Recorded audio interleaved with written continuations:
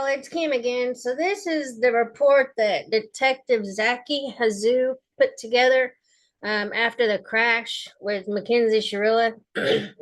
He's done a lot of digging, and there's just all kinds of character witnesses, stuff from her social media. I mean, it's like 94 pages of stuff.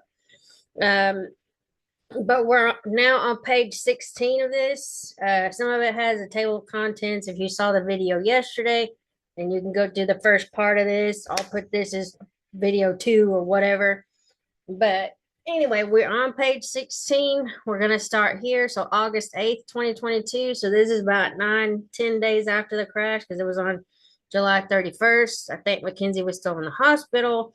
There was just a lot of stuff going on. But anyway, so 7:42, Detective Lieutenant Mason emailed me the EDR, event data recorder, raw results from the Toyota. A hard copy was printed and enclosed in the case jacket, and a digital copy was added to the search warrants tab under Toyota. At 8:30, 3 subpoenas were issued by the Berea Municipal Court for the Strongsville Fire Department's report, the Berea Fire Department's report, and the Strongsville High School for documents relating to Shirilla's attendance, grades, and discipline. I wonder if that's in this.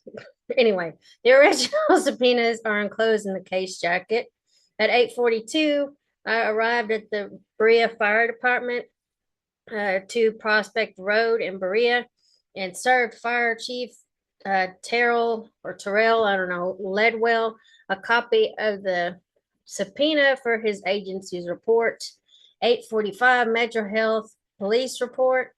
Metro Health Records employee Kelly Lentz replied to my email by attaching MHPD CAD call for service report number 22031787. The patient assist report indicated that on August 6, 2022, at approximately 18:49, so 6:49 p.m., 2 MHPD officers, badge numbers 3 and 7, responded to room 715 where Shirilla was being treated because she was being combative. Oh, I thought I was gonna say the straitjacket. The officer stood by and did not take any action. A printout was added to the case jacket, under history, and the digital version was added to the report. At 8:55, I served Strongsville Fire Chief Jack Draves, I guess that's how you say it, a subpoena for his agency's report. He immediately complied and printed out the necessary reports. Hard copies are in the case jacket, and scans, are under the report tab. I asked Chief Draves it's either Draves or Dravis or something like that, to run a query on Mackenzie in the SFD reporting system to determine whether his agency ever treated her or transported her. Chief Draves checked as far back as the new system allowed, which was 2017, and determined they had only responded once to her house for her specifically in 2020. And I think that was the one where Steve called because she was saying she was going to hurt herself. The call was psych related. SFD requested assistance from SPD, CAD number 20, and then dash 024808. Mackenzie was reportedly threatening self-harm, we'll just say. She was not transported for an evaluation, and during the call, SFD requested SPD officers to respond, and no reason was given. The following disposition was entered by the dispatcher in the CAD call. Female will not be transported to the hospital. Parents do not think her threats are real, and they do not believe she will hurt herself. So the summary of Strongsville Fire Report from July 31st, 2022. In response to the Berea Municipal Court subpoena, I was provided the following 3 documents by Chief Jack Draves. I'm guessing that's how you say it, guys. Strongsville Fire Department report. It contained information pertaining to the type of call, date, time, responding units, fire, medics, and a brief narrative. Pre-hospital care report summary for Davion Flanagan. That did read something up there on the last video for this particular report that I think Davion did have a weak pulse when they got there.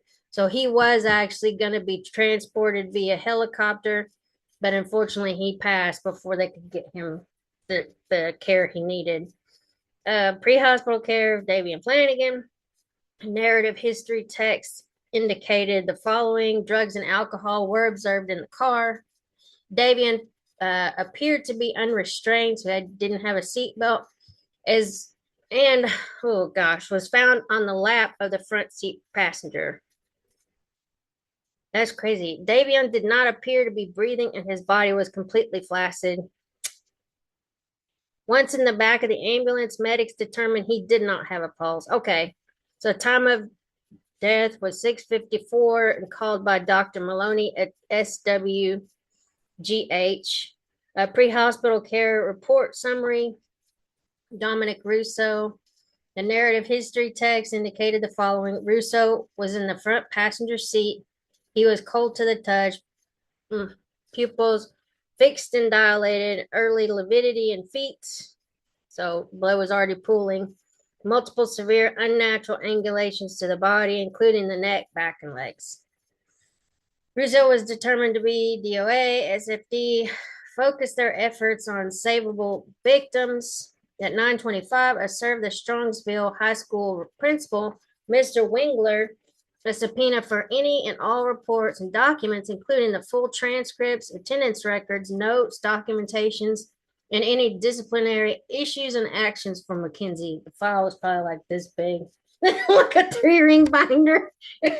I'm just kidding. I don't know. We'll see. It may be included in this. So, and then I received a phone call from City of Berea prosecutor and assistant law director Danielle Swisher, indicating that she would have to redact the protected health information prior to emailing me the BFD run report. At 10:13, I called Metro Health's records department to inquire about the life flight report and the toxicology report. I spoke with Debbie Shiroke, I guess, who said the life flight report will be included among the documents requested in the search warrant. Debbie further stated that no drug testing was conducted on Mackenzie's blood because his physician canceled the order. At 10:30, I called APA Troop to inform him that according to Metro Health Medical Records Office, the ER did not test the blood for drugs. The blood sample from several days later, however, remained at the hospital.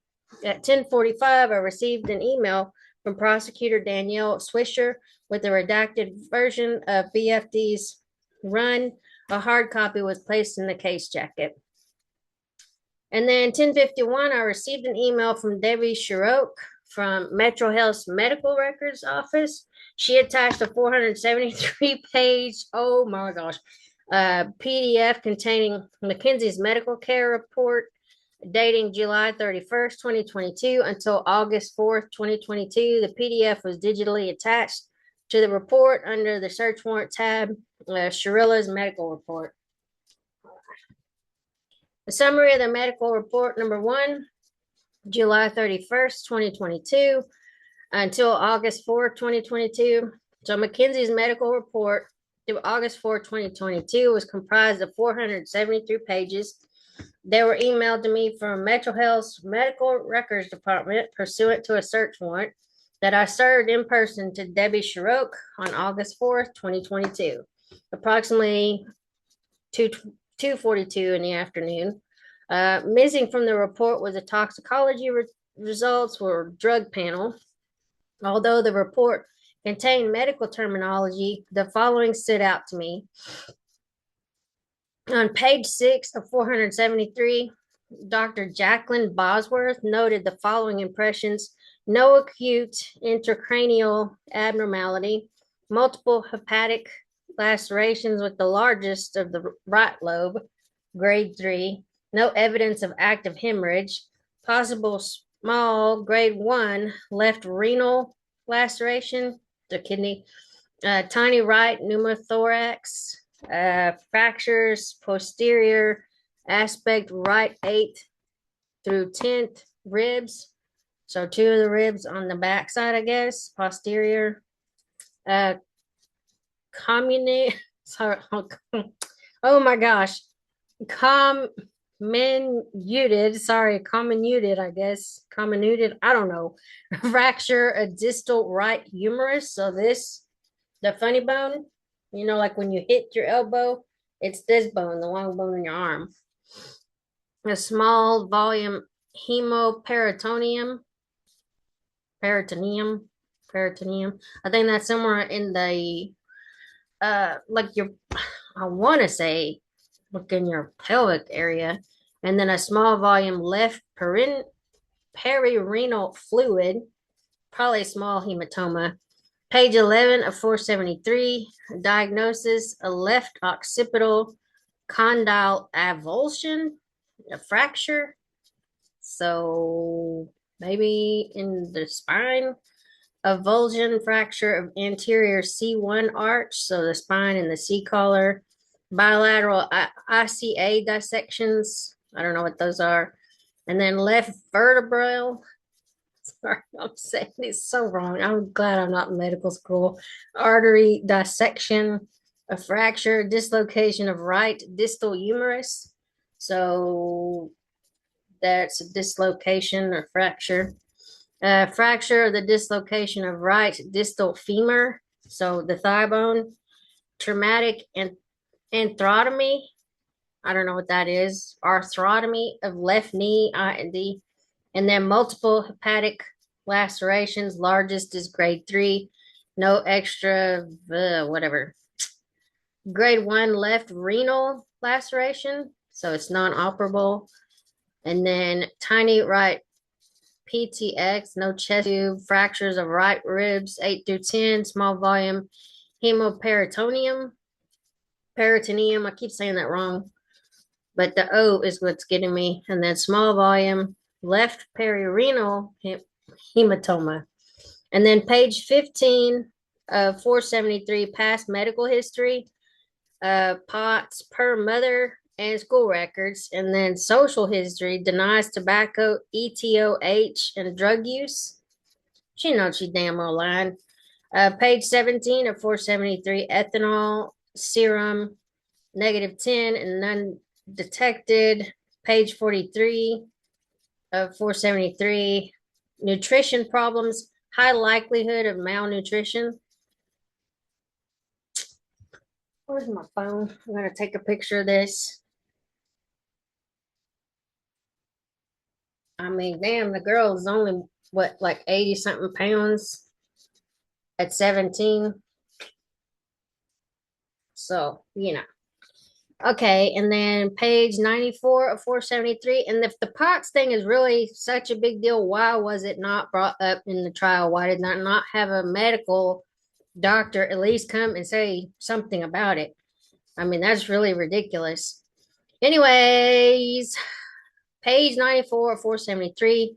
Michael Muddy, I don't know, a registered nurse, noted the following on August 6, 2022 at 21:30. So what is that?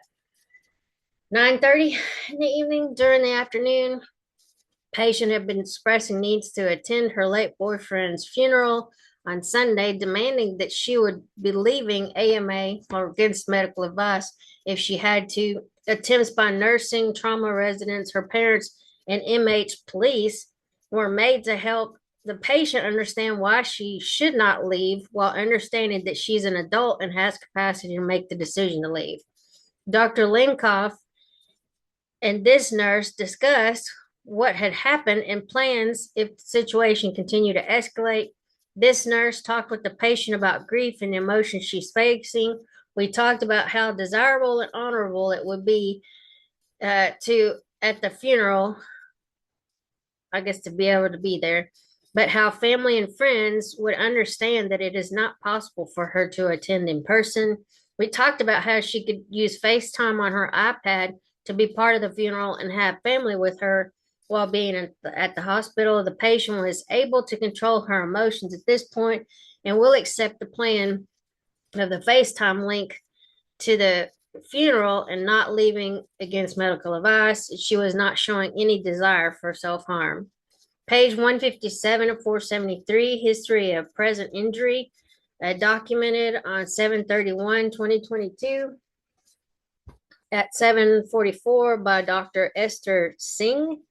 Per police, there were 2 DOA, multiple drugs found in the vehicle, including mushrooms. And then page 159 of 473, toxicology screen, ordered by Paula Wright and authorized by Dr. Clara Kit Nam Lai, I guess, on 7/31/2022 at 7:41. Discontinued by Dr. Vyacheslav Linkov on 8/1 of 2022 at 12:48. Page 355 of 473, trauma patient labs. The box for urine toxicology unconfirmed was checked. Page 361 of 473, in the addendum section, completed on July 31st, 2022 at 9:08 hours. Dr. Eric Jenkins noted the following: patient without recall of circumstances or timing of collision, and patient awake, alert, appropriate, clearly articulated verbiage response. At 11:08, I emailed APA Troop Mackenzie's, so APA, the assistant prosecutor, Troop Mackenzie's medical records. That's kind of weird to say it that way. 11:16, I emailed Cheryl Greer at the Metro Health legal office requesting her phone number to facilitate communication. 11:20, Steve Shirilla calling, wanting to get Mackenzie's driver's license from the Russo residence. He was advised to come to the police station and request an escort. At 11:30, Detective Lieutenant Mason handed me a yellow thumb drive containing the data extracted from Mackenzie's cell phone pursuant to the search warrant. It was entered into evidence by Detective Bannock. And then 11:46, surveillance camera time sync. I received an email from Detective Bannock stating on Monday, August 8th, 2022, he contacted Test Oil Inc. and spoke with Brock Holtzapfel, maybe, who confirmed that their camera system was 4 minutes and 20 seconds fast or ahead of the city camera time. The memo was emailed to APA Troop.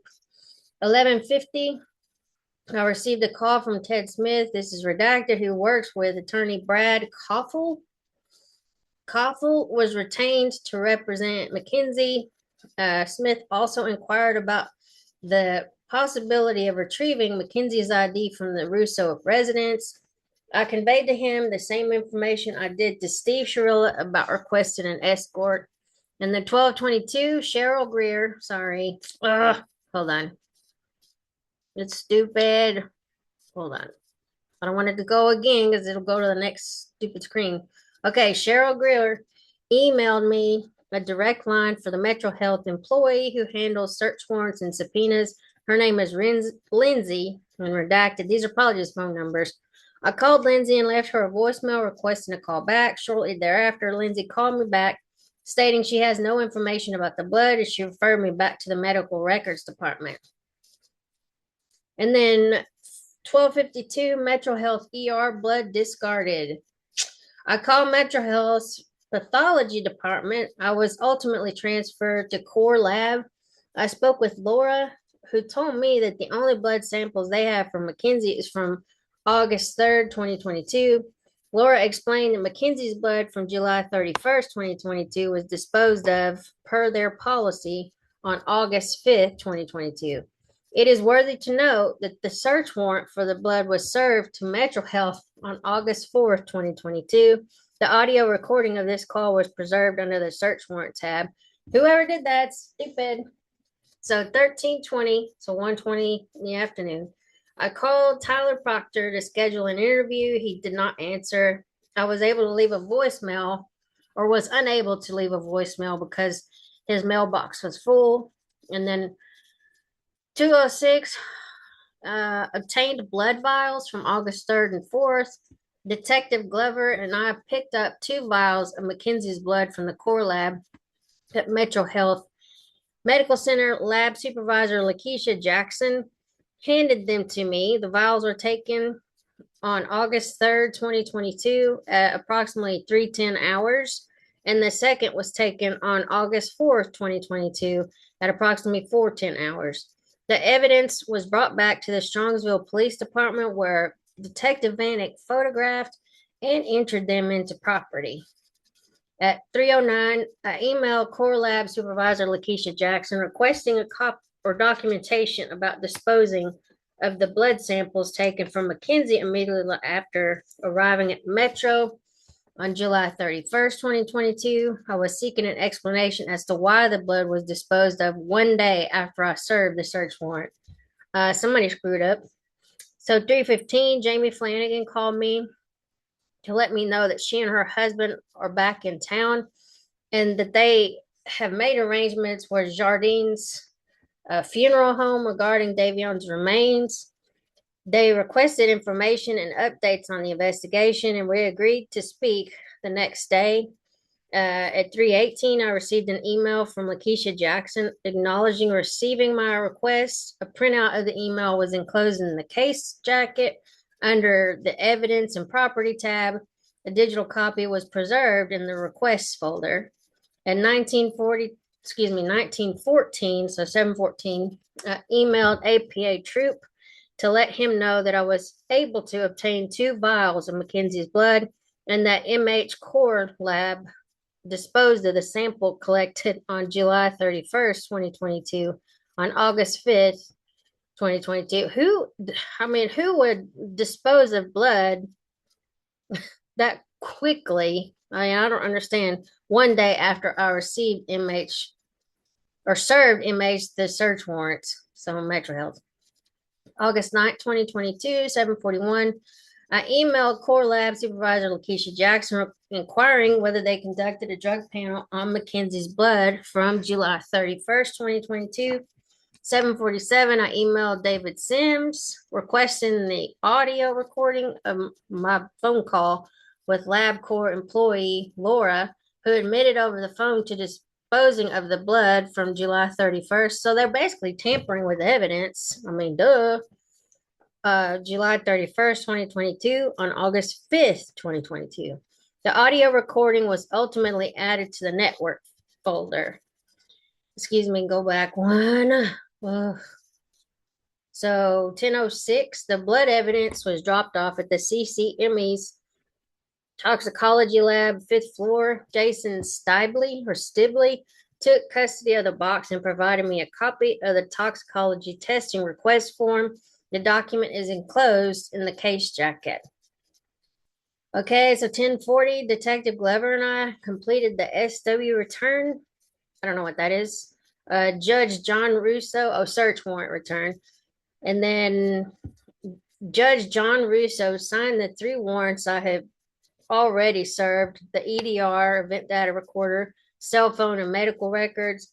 Detective Glover presented Judge Russo 4 more search warrants for Mackenzie's social media accounts. The returns and warrants were digitally added to the network folder. The originals are in the case jacket pending filing with the Cuyahoga County Clerk of Courts. The interview with Kelly Vraha, I think that's how you say it, Vraha or Vraja, I don't know. I would say Vraha because usually it's like a J is silent in certain languages. I don't know. Anyway, so 12:40, 18-year-old Kelly Vraja voluntarily came to SPD accompanied by her mother, Diane Vraja, for an interview on August 1st, 2022 at approximately 1500 hours or 3 o'clock. Kelly first came to SPD and provided a written statement, and see above. This interview was a follow-up to the written statement she provided. On July 30th, 2022, Kelly was hosting what she described as a low-key graduation party at her house. They always say low-key. 3011, whatever, Russell Avenue. Don't go mess with these people. I know YouTube got on to me because I put something with addresses, but it's like there are documents from the police department. Anyways, we're gonna go on. So don't mess with these people. Don't harass them. Davion called her and asked if he Mackenzie and Dominic could attend. Kelly said okay and estimated that sometime between 10 o'clock and 10:15, all three arrived. Let's see. Kelly recalled Mackenzie, Dominic, and Davian sitting close to each other near where she was playing a game with some friends. Mackenzie reportedly approached her and asked, "Do you trip?" Kelly elaborated by saying that she understood trip to mean do acid and got the feeling that Mackenzie wanted to trip at her, well, Kelly's house, without actually saying it. After Kelly said no, she overheard Mackenzie and Dominic debating whether they were going to trip when they got to Mark's house. Kelly was unsure who Mark was, but she provided that address as his residence. She had the address on her phone because she attended a party there in July. Approximately 20 to 30 minutes after their arrival, Mackenzie, Dominic, and Davian left. They had a bottle of Patron, which was seen by Kelly's friend Alyssa, and a pen containing weed. Kelly stated that she asked Mackenzie who was driving, and she said probably me. Kelly had known Mackenzie for the past year and Davian since summer. She knew Dominic as Mackenzie's boyfriend. She believed they left her house because they were looking to party, and her party was too low key. It wasn't druggy enough, I guess. Kelly doesn't know if Mackenzie buys or sells marijuana, but she knew that Dominic used to. When asked about her knowledge of Mackenzie and Dominic's relationship, she said they were cool with each other when she was around. She confirmed hearing from other friends that when they argued, things got really bad. Hold on. These are just things that I like to put up on my TikTok. Okay.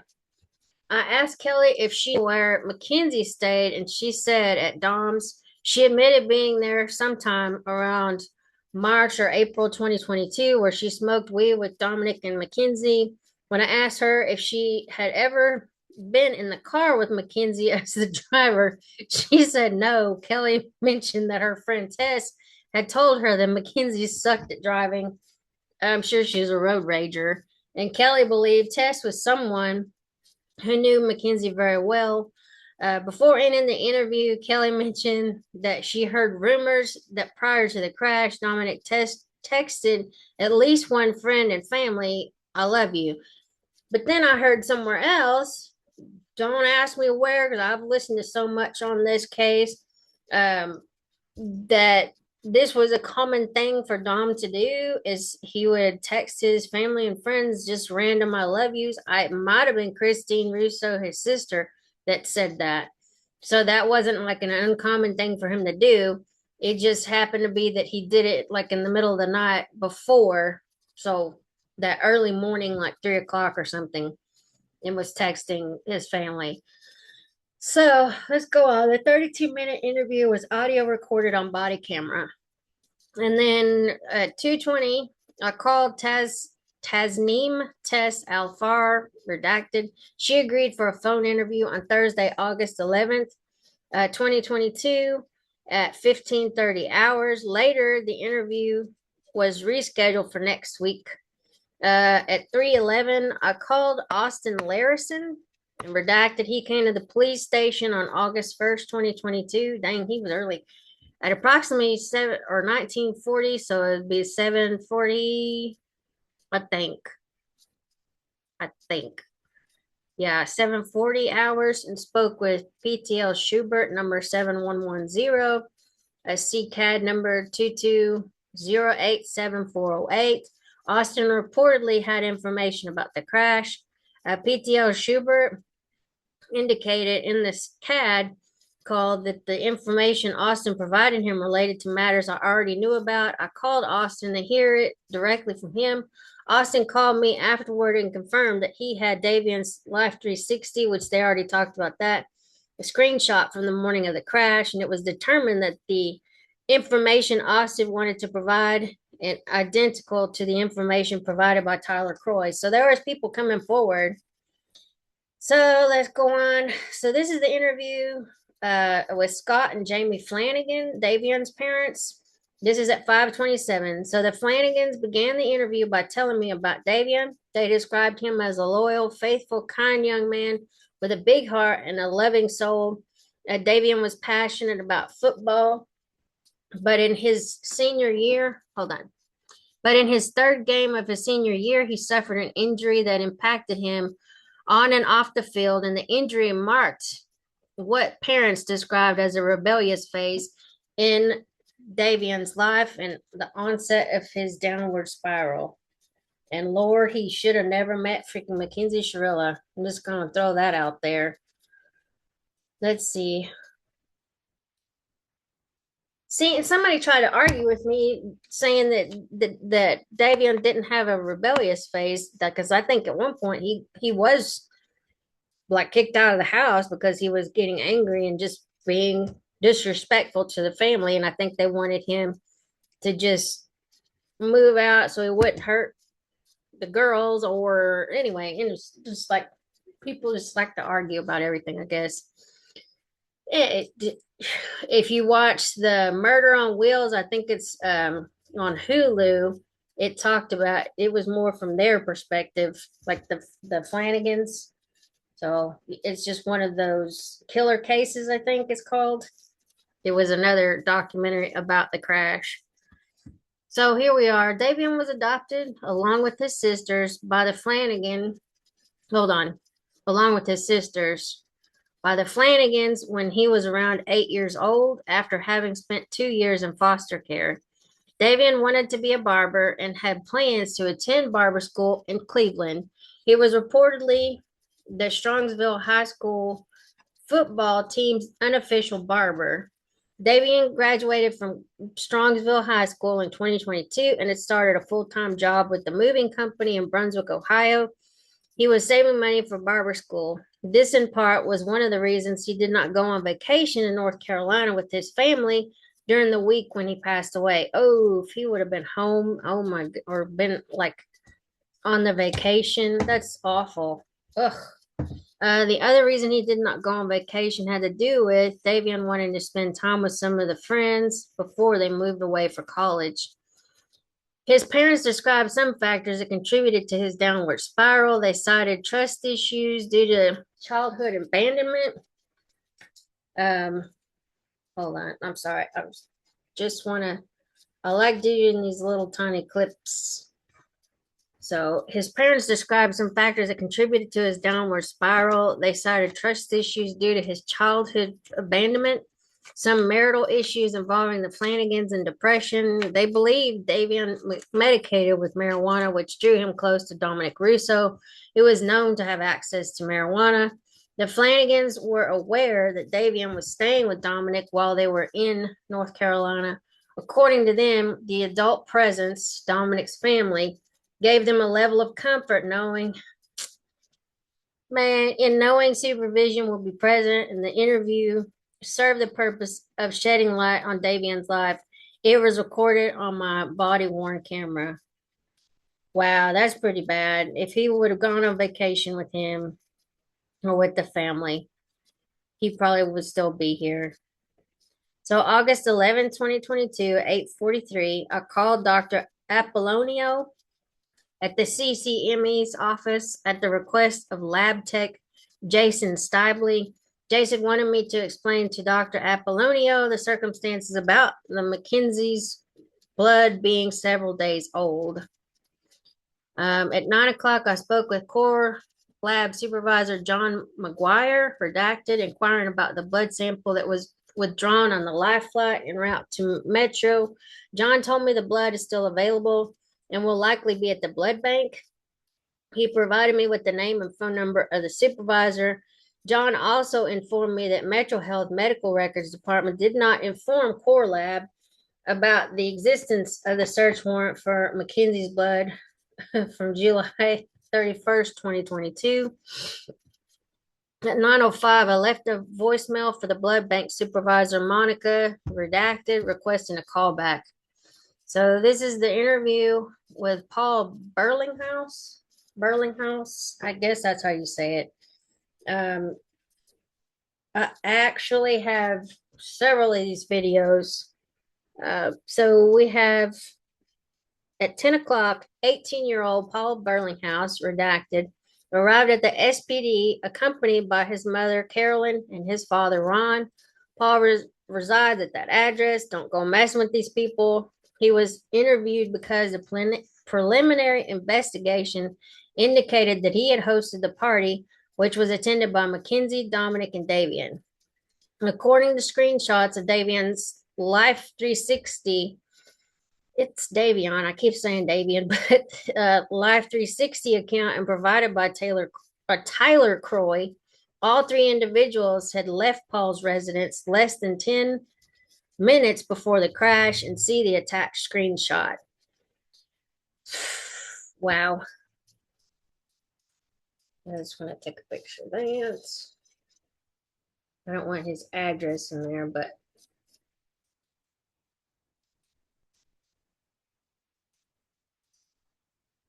okay. So hopefully that's not blurry. So on the night of July 30th, 2022, while Paul's parents were away in New York, he had six of his friends over around 2300. So 11 o'clock.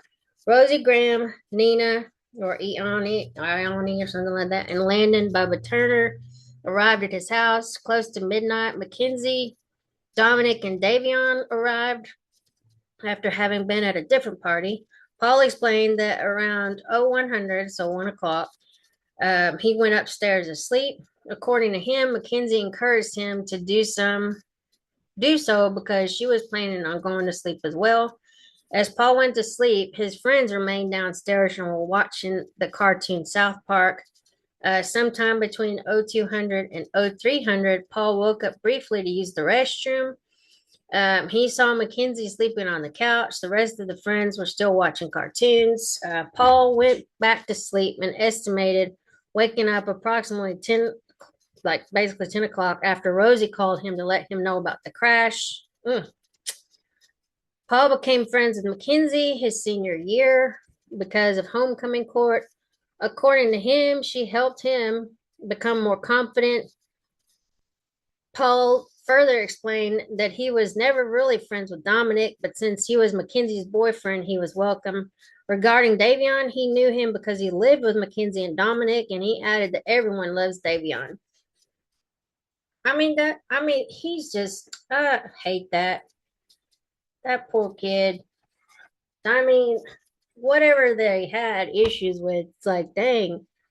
So in describing the night of July 30th, 2022, Paul didn't think his friends were in the mood to throw a banger like a big party. He said Mackenzie was tired because it was late and there was no fighting among the friends based on his observations. When asked about drug use, he said they smoked marijuana. When asked about mushrooms, he said we discussed that but didn't do it. And then upon inquiring whether Mackenzie or Dominic had drugs on them that night, Paul and Dominic did, but wasn't sure what type of drugs he had. And when asked how he knew, he said, I just know that that's who Dom is, and I know he would keep that with him. When I asked if he saw or smelled any drugs, he said no and added, I do not want them to stink up my house. After reading some text message exchanges that mentioned his name extracted from Mackenzie's cell phone, I asked about an exchange between Rosie and Mackenzie, whereby Rosie ordered less than a gram of substance for Paul. And when asked what Rosie was referring to, he said they discussed whether they were going to do shrooms, but decided not to. I asked him if he knew whether his friends did any drugs after he went to sleep. He said he did not know. And when Paul woke up in the morning, he did not see any drugs that were left behind or in the trash. And then he goes on. I asked Paul about Mackenzie and Dominic's relationship. He said Dominic cheated on Mackenzie on several occasions and he controlled who she was friends with. However, in describing their behavior that night, he said he did not see anything. Paul never heard either Dominic or Mackenzie talk about taking their own lives. He did not mention, however, that Dominic told Mackenzie once that he would not make it past 21 years of age. Oh my gosh. Paul opined Dominic's statement had to more do with his lifestyle. I mean, these are interesting things that are being brought out in this. I wasn't that abreast of this until the crash documentary came out, but I mean, I'm reading this stuff and it's like this isn't good. Next, I inquired whether Paul had ever been a passenger in Mackenzie's car while she drove. He said, I refused a ride from Mackenzie. When asked why, he said because she was a bad driver. He further explained that she got in fights while driving. He listed an incident between Mackenzie and her neighbor, who confronted her about running a stop sign. Paul said he used to see Mackenzie zipping through Pearl Road after school, and Paul said he refused rides from Mackenzie because he was not stupid and did not want to put himself in a situation he wouldn't want to be in. And then Paul mentioned Rosie, who was one of Mackenzie's passengers, told him, Don't go in the car with Mackenzie. It's not good. Damn, her own friends. I could see her being that type, though. I mean, she had the road rage incident where she was tailgating some guy. He like confronted her and was walking her in and all that stuff. And she filed a police report against him. So anyway, Detective Glover then asked Paul whether he ever saw story snaps or TikTok videos of Mackenzie or Dominic using drugs. He said yes. While he confirmed them smoking marijuana, he denied seeing Mackenzie use cocaine. He only heard that she had done so. I then inquired whether any of his friends consumed alcoholic beverages while at his house. He said no, but when asked if he saw Dominic or Mackenzie smoke marijuana that night, he said Mackenzie did not, at least while I was awake, but Dominic did. Toward the end of the interview, Paul mentioned that Mackenzie suffered from POTS disorder. Okay, hold on. He added that Mackenzie's mother was talking about it at the hospital when he visited her after the crash. He described Mackenzie being devastated about the loss of Dominic and that she didn't stop talking about it. Paul also mentioned that Mackenzie's mother had told him and those who were visiting at the hospital not to talk to the police. I mean, this is like startling revelations to me. I don't know why. My husband's like, why are you so fascinated with this case? I mean, it's just crazy. Anyway, let's go on. So 11:27, I called Christine Russo to schedule an interview. She informed me APA troop called her the previous day. Russo mentioned rumors about the toxicology screening being released. I confirmed to her, excuse me, I confirmed to her that it was not. Russo opined the crash was not drug induced. 12:28. So Berea Municipal Court Magistrate Christopher Green signed a court order for the non-redacted version of the Berea Fire Department's run report, and the original copy is enclosed in the case jacket. At 12:35, I served the court order to the City of Berea prosecutor, Danielle Swisher. She immediately provided me the non-redacted run report. She also gave me permission to coordinate with the Berea fire chief to interview the medics who treated Mackenzie, particularly the one who found the bag of mushrooms, later determined to be Captain Brett Stanislaw. Summary of the Berea fire report from July 31st, 2022. In response to a court order by the Berea Municipal Court, I obtained the following run report from BFD by way of their law department. I initially served BFD with a subpoena similar to the one I served SFD. In response, they provided a redacted copy of the report. A court order was necessary for the unredacted copy. This is from the unredacted copy. Billing review, UH Berea Fire, Mackenzie Shirilla. So the narrative history text indicated the following. SFD called BFD for mutual aid.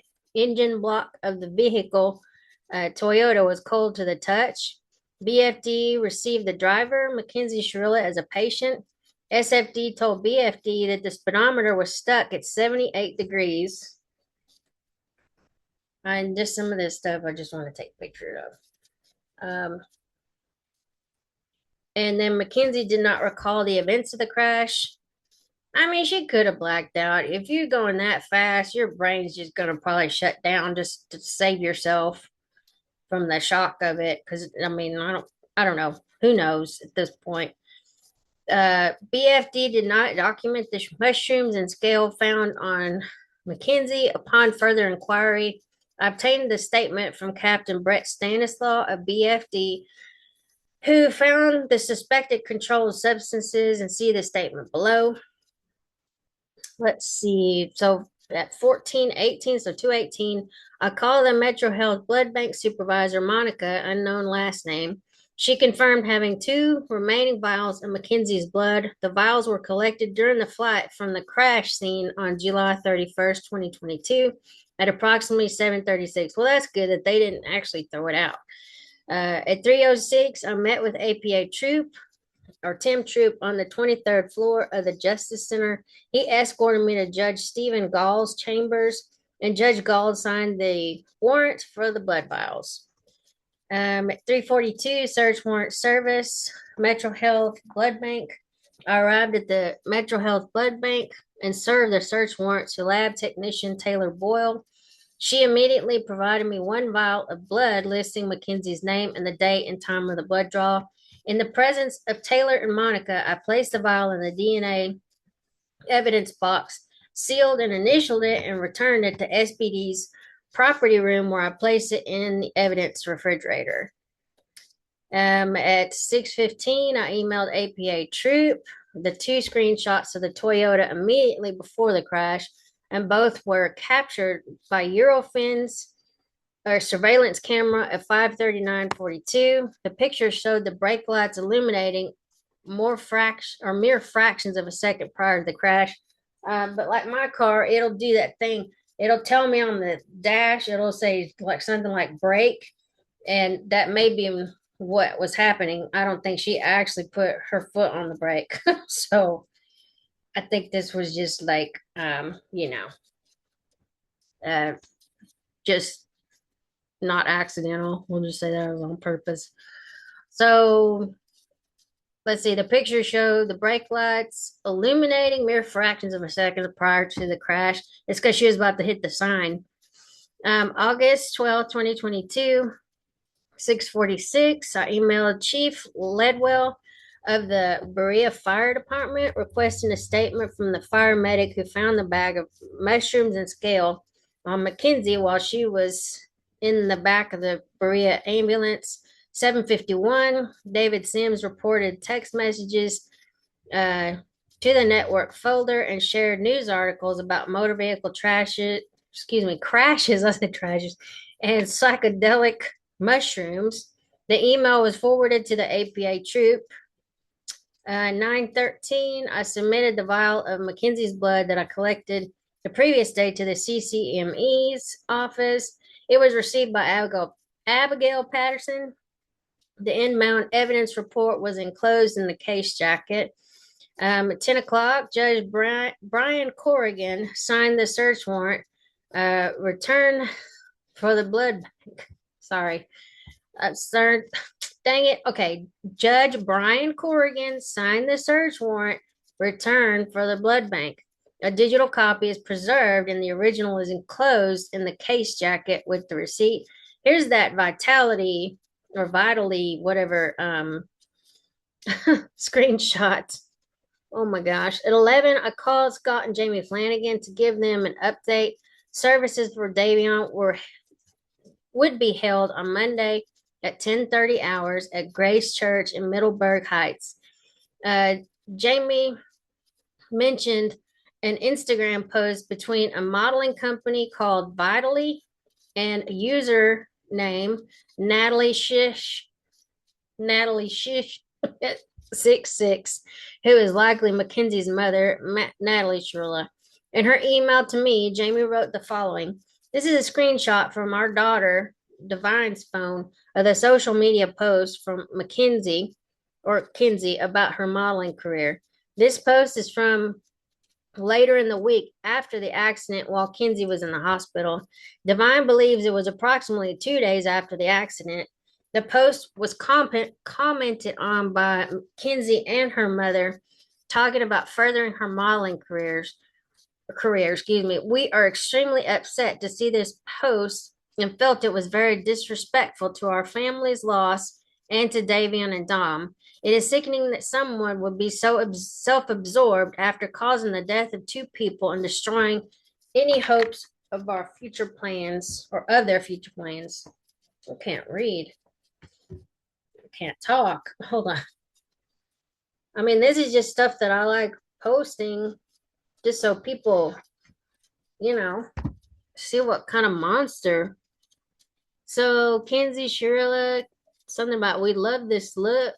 Can we use this post on our website and emails? We'll make sure you're credited. Reply to this comment with hashtag community if so. And then Natalie Shish 66. Thank you for the amazing opportunity. Hello, this is her mother. She would love if you would use that. She's actually been trying to contact you guys for PR email.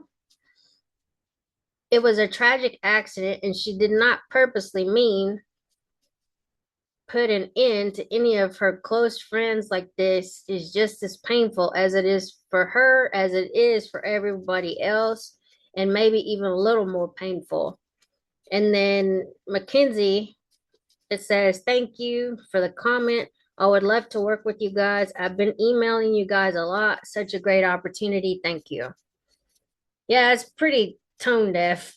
She's in the dang hospital. Okay, so here we get into the good stuff.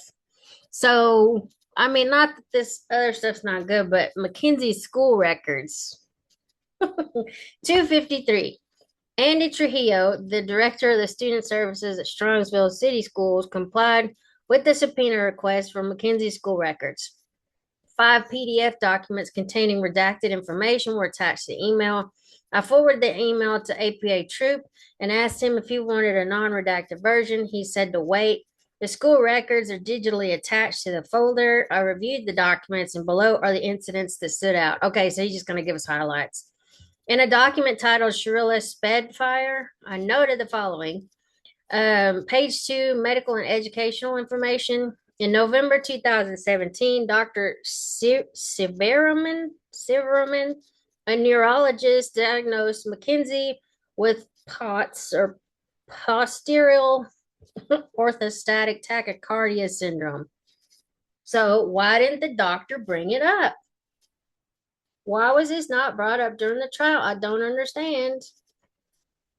Dr. Cutter Ali, Mackenzie's pediatrician, noted that POTS often causes transient lightheadedness and dizziness, and Dr. Jess Levy, a psychiatrist, diagnosed Mackenzie with anxiety disorder. Mackenzie was prescribed Zoloft.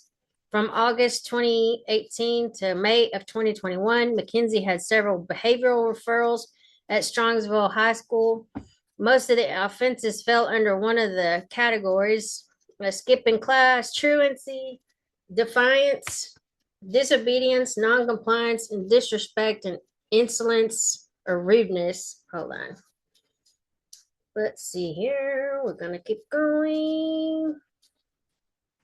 So in January 2020, Mrs. Carrie Jankar, the school therapist, noted that Mackenzie, or did I already did that? Okay. Mackenzie was participating in therapy to manage symptoms of the following diagnosis: generalized anxiety disorder and disruptive mood dysregulation disorder. Ms. Jankar noted that due to the aforementioned health conditions, Mackenzie's experienced the following symptoms. Okay, hold on.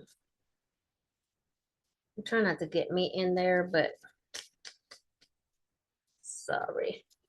Okay, so heart racing, racing thoughts, inability to focus, is easily distracted, is easily frustrated, shows low tolerance to irritation, has difficulty making decisions, has verbal or physically aggressive outbursts, tearfulness, withdrawn behaviors, freezes up. Sorry.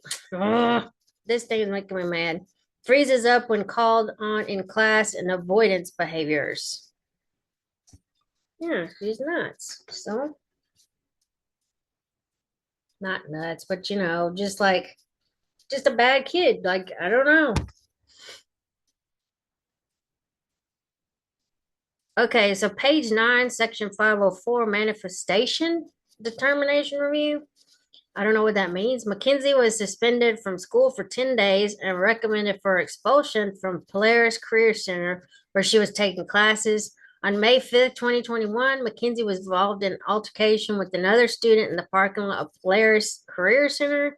In December 2019, Mackenzie was suspended from school after threatening a student with whom she was not supposed to communicate. Her behavior, according to school officials, was not manifested by her disability. Okay. These are just some of the things that I think people need to see from this child. In a document titled Shirilla Behavior Redacted, I noted the following, page 1 of 7. So 4/19 of 2021 at 12:44 hours, after an incident with an unidentified teacher and the additional info section, the following was written by presumably the teacher. Many of the students and a couple of the teachers commented on her behavior and the need for administration to take action. I've been asking for help with her all year. I would like her removed from my room as I am no longer comfortable with being verbally attacked in front of students and being videotaped while it's happening. Really? Page 6, after being seen by a teacher in the bathroom taking selfies. Oh, good Lord. This is a troubled kid. After being seen by a teacher in the bathroom taking selfies, Mackenzie was asked to zip up her hoodie and go to class, to which she responded by calling the teacher a fucking bitch and a dumb bitch. Good grief. Okay, in a document titled Shirilla Behavior 1 Redacted, I noted the following: 16 of 62, 2018 at 3:05 hours. Mackenzie and another unidentified female student got into a fight outside the school as they were exiting the building to board their bus home. Page 22 of 62, May 9th, 2018 at 1500. Mackenzie allegedly said to another student, "If I was a slave owner, I would have blank," a name redacted by the school. This statement was made in addition to other comments made at lunch about the student. Although Mackenzie reportedly denied making the statement, at least 3 witnesses claim they heard her. What is she talking about? If I was a slave owner, I would have killed, redacted. Okay. Page 24 of 62. This is 6/6 of 2018 at 9:57. An unidentified student reported that Mackenzie airdropped a meme of SpongeBob saying, "I spy a," to name redacted by the school. Upon being questioned, Mackenzie stated she was airdropped the meme but deleted it. She then changed her story a few minutes later, stating that she never did receive such a meme. This became just cause for emergency removal. The meme was reportedly seen on the phone and directly attributed to Mackenzie. Wow, wow, wow, wow, wow. I'm going to have to redact that word, but dang, this little girl. Page 33 of 62. So this is October 29th, 2018 at 1200 hours. During class, Mackenzie was seen playing a game on her phone. When the teacher asked her to get off the phone, Mackenzie told her she was playing a game with her mother. The teacher repeated herself a second time, and Mackenzie failed to comply. When the teacher told her to go to the administration office, Mackenzie went to the restroom and locked herself in a stall. It took several teachers to address the matter with her. Oof. Page 60 of 62. 10/5/2019 at 18:30 hours, Mackenzie and unidentified friends arrived at the school dance smelling of marijuana and acting erratically. They were confronted by SPD who were present at the ticket table. Well, good. That doesn't mean that it fixed anything, but okay. In document titled Shirilla exp.pdf, I noted the following. page 2 of 6, 2019 at 1100 hours. Notice of out of school suspension with expulsion recommendation. The letter, which was signed by Natalie Shirilla, highlighted repeated acts of misconduct and threats made by Mackenzie toward another unidentified students. So pretty much she was going to be expelled, or she was expelled. Okay. So let's see. We'll probably stop it here, but let me go and get back to that. Yeah, I think let's go and stop here. Because this is going to start a whole another series, but August 16th, 2022. But this is about 15 pages of stuff.